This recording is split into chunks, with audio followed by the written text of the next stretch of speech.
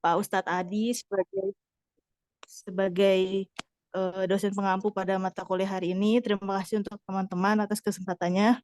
Pada malam hari ini, kami dari kelompok 9 akan mempresentasikan tentang konsep kesejahteraan dalam ekonomi Islam, yang dimana ini adalah implementasi dalam kehidupan sosial. Untuk anggota kelompoknya yaitu ada Mas Arief, Mbak Ari Istiqomah, saya sendiri, dan Kak Riza. Selanjutnya materi akan dibawa oleh teman-teman saya. Terima kasih.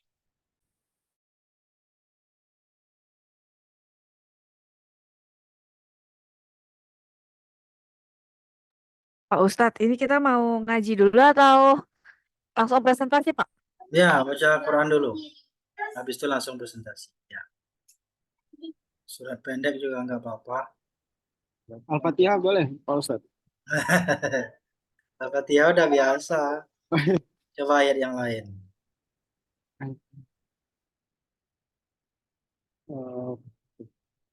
Bismillah. Surat ini, Pak Ustadz, Al-Qari'ah. Boleh, Ya, Pak Ustadz? Mabar. Izin ya teman-teman. Izin Pak Ustadz. Kalau ada salah-salah bacaannya Pak Ustadz.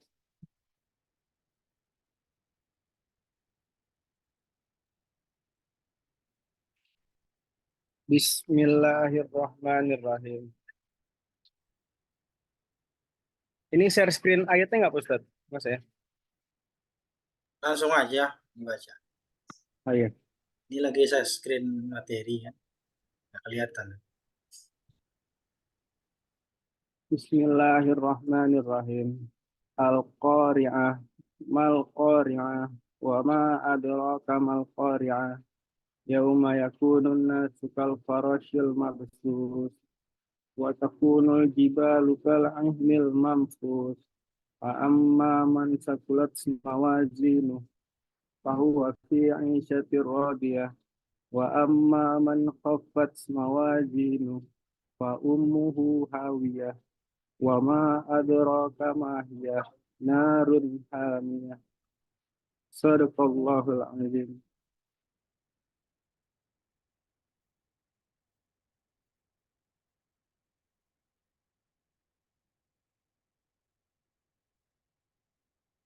Ya, monggo. Langsung gaskan. Ya, siap. Terima kasih, Ustaz. Masuk ke materi. Yang pertama ada konsep kesejahteraan dalam Islam. Ekonomi merupakan bagian yang tidak bisa terpisahkan dari kehidupan manusia dalam mengaktualisasikan dirinya untuk mencapai tujuan hidupnya. Islam sejalan dengan fitrah manusia yang bersifat holistik atau syumul. Sejalan dengan perkembangan zaman dengan banyaknya kebutuhan manusia yang harus terpenuhi. Maka dibutuhkan pula sebuah sistem ekonomi yang dapat mensejahterakan rakyat semua lapisan masyarakat. Mensejahterakan semua lapisan masyarakat. Islam mengatur sedemikian rupa untuk masalah ekonomi umatnya, khususnya dalam hal kemiskinan. Banyak faktor yang menjadi penyebab kemiskinan. Di antaranya, ketidakpedulian antara orang-orang kaya yang mana menyebabkan orang-orang miskin semakin terjeratnya pada lingkaran kemiskinannya.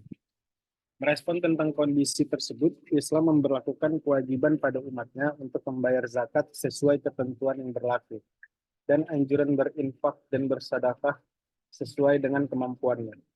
Dalam ajaran Islam terdapat prinsip utama dalam kegiatan ekonomi, di mana yang pertama, Islam melarang suatu pihak mengeksploitasi pihak lain dengan alasan apapun. Yang kedua, Islam melarang satu pihak membedakan, membatasi, dan memisahkan dengan pihak lainnya. Islam memandang bahwa umat manusia bagaikan satu keluarga. Oleh karena itu, setiap umat manusia memiliki hak, kewajiban, dan derajat yang sama dalam lingkup sosial ekonomi. Yang membedakan hanyalah tingkat keimanan dan ketakwaan kepada Allah Subhanahu wa taala.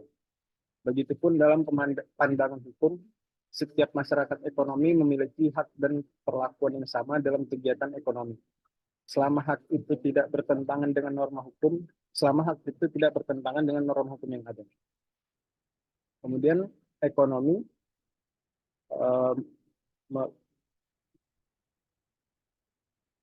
ekonomi Islam merupakan sebuah konsep ekonomi yang dijalankan berdasarkan nilai prinsip ajaran Islam yang bersumber pada Al-Quran dan Al-Sunnah, yang berorientasi pada pencapaian ridho Allah.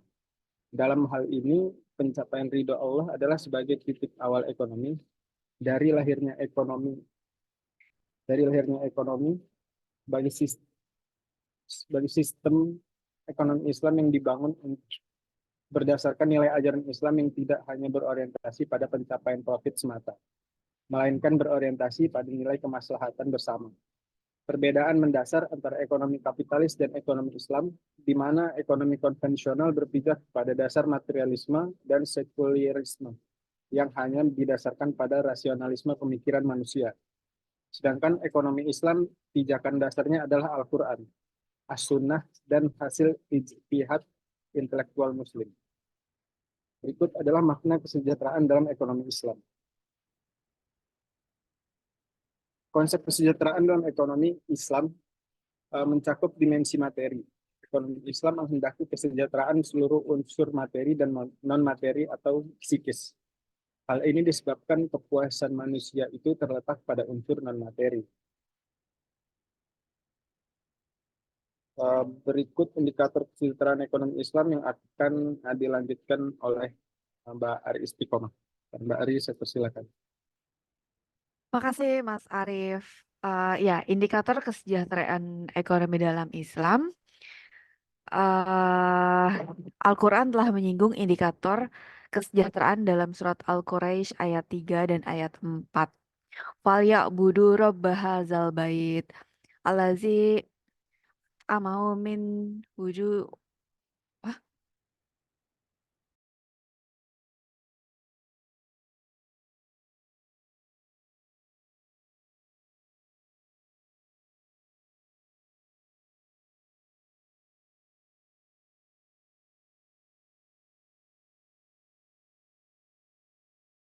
maaf ke-mute Pak.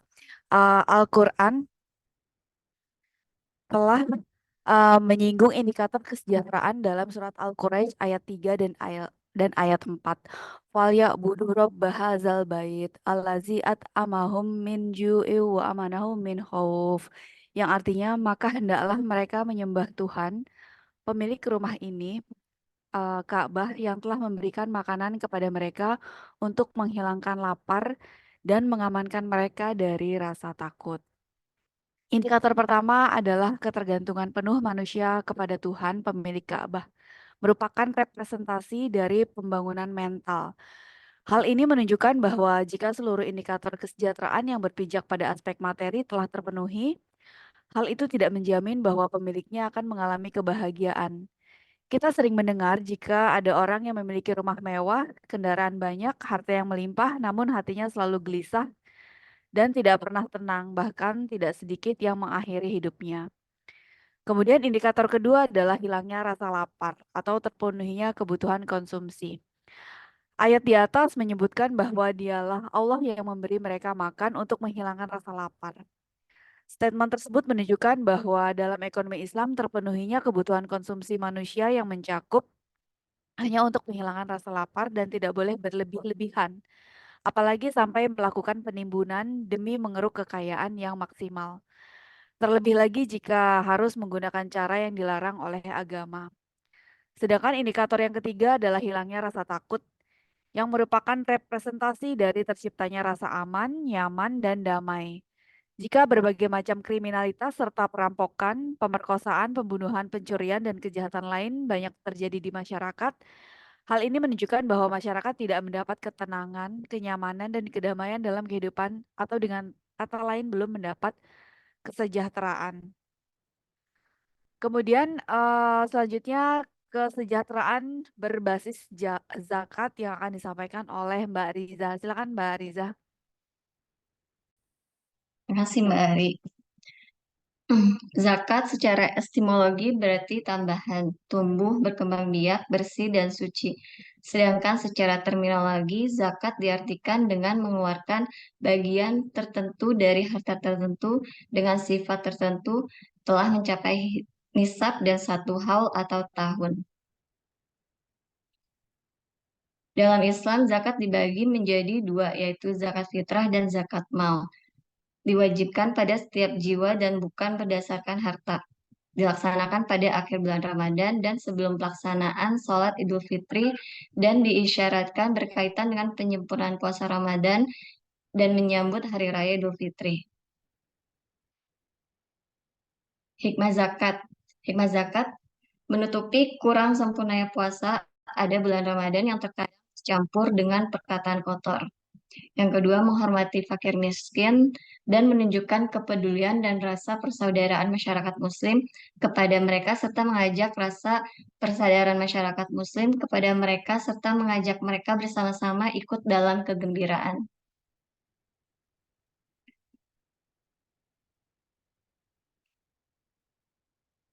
Dan berikutnya ada wakaf. Perbuatan hukum wakif, pihak yang melakukan wakaf untuk memisahkan dan atau menyerahkan sebagian harta benda miliknya untuk dimanfaatkan selamanya atau untuk jangka waktu tertentu sesuai dengan kepentingannya guna keperluan ibadah dan atau kesejahteraan umum sesuai syariah. Unsur-unsur pada wakaf dalam Undang-Undang Nomor 41 Tahun 2004 tentang wakaf, unsur wakaf ada 6, yaitu wakif atau pihak yang mewakafkan hartanya, nazir, pengelola harta wakaf, lalu peruntukan, akad wakaf, dan jangka waktu wakaf. Syarat wakaf, wakif telah dewasa, berakal sehat, tidak berhalangan, membuat perbuatan hukum dan pemilik utuh dan sah dari harta benda yang diwakafkan. Akad wakaf yang diikrarkan seorang wakif harus disaksikan oleh 2 orang saksi dan pejabat pembuat akad wakaf. Ikrar akad wakaf dilaksanakan dengan ikrar dari wakif untuk menyerahkan harta benda yang dimiliki secara sah untuk diurus oleh nadir atau orang yang mengurus harta wakaf demi kepentingan ibadah dan kesejahteraan masyarakat. Selanjutnya akan diteruskan dengan Mbak Sania. Wakaf produktif. Pada dasarnya, wakaf produktif sama dengan jenis wakaf lainnya. Aktivitas ibadah ini melibatkan pemberian harta, uang maupun non-uang kepada orang lain untuk dimanfaatkan sebaik-baiknya. Bedanya dengan jenis wakaf lain, wakaf produktif bersifat jangka panjang. Artinya, mulai dari wakaf diterima dan dikembangkan, nilai pokoknya tetap bisa membiayai setiap kebutuhan orang yang diberi wakaf. Salah satu contoh wakaf produktif yaitu cukup populer di Islam adalah kisah sahabat Rasulullah yaitu Utsman bin Affan. Menurut beberapa riwayat, Utsman pernah mewakafkan kebun kurmanya kepada masyarakat di kota Madinah. Hasil dari perkebunan tersebut, baik berbentuk panen ataupun uang tunainya pun diwakafkan untuk kepentingan umat. Kisah ini cukup legendaris karena konon hingga saat ini kebun kurma Utsman bin Affan masih produktif. Keuntungan dari kebun kurma tersebut masih dikelola pemerintah setempat sampai saat ini dan diinvestasikan untuk kepentingan umat Islam di Madinah dan kawasan sekitarnya. Menarik bukan? Selain kisah Utsman, ada banyak kisah sahabat Nabi lain yang menunjukkan bahwa wakaf produktif sudah dikenal sejak berabad-abad lalu.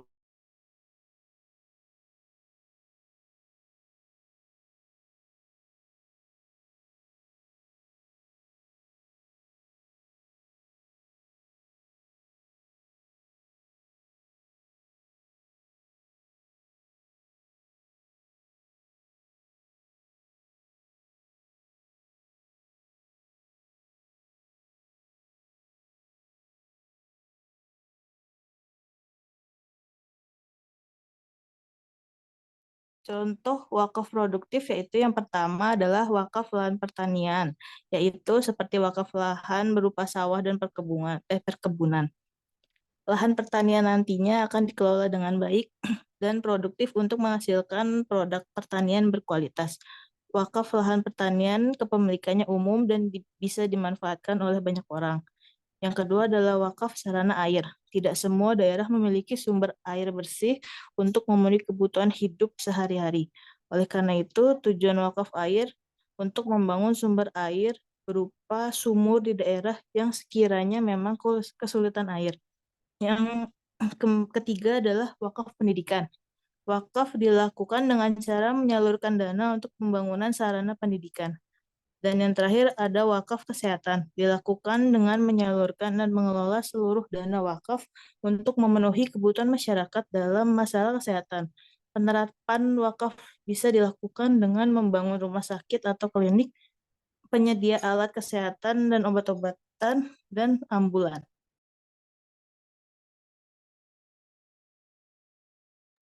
Contoh wakaf produktif di Indonesia. Yang pertama adalah pesantren Gontor.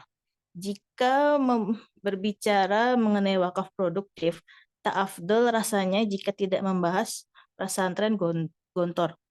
Lembaga pendidikan satu ini telah lama dikenal mengelola wakaf produktif yang hasilnya dimanfaatkan untuk pendidikan santri. Mulanya, pesantren Gontor memiliki aset berupa tanah.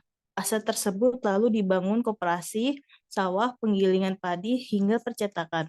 Bahkan usaha percetakannya disebut sangat menghasilkan dan berkontribusi memberikan laba 1 miliar per tahun. Hasil dari usaha-usaha tersebut disalurkan untuk memenuhi sarana dan prasarana pondok pesantren. Sebagainya digunakan pula untuk meringankan SPP santri sehingga biaya pendidikan di sana sangat.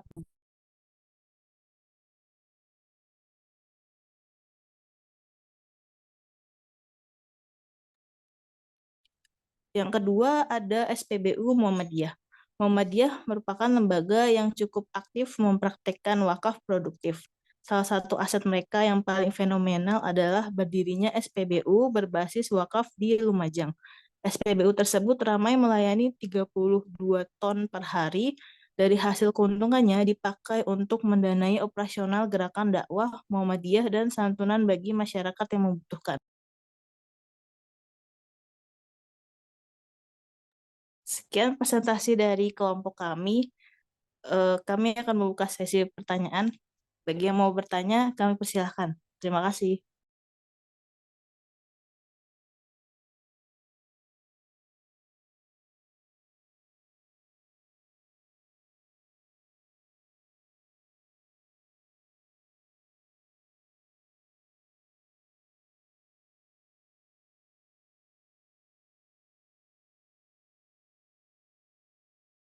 Ya, silakan ada teman-teman untuk bertanya atau berkomentar tentang bahasan yang telah dibahas tadi terkait dengan kesejahteraan.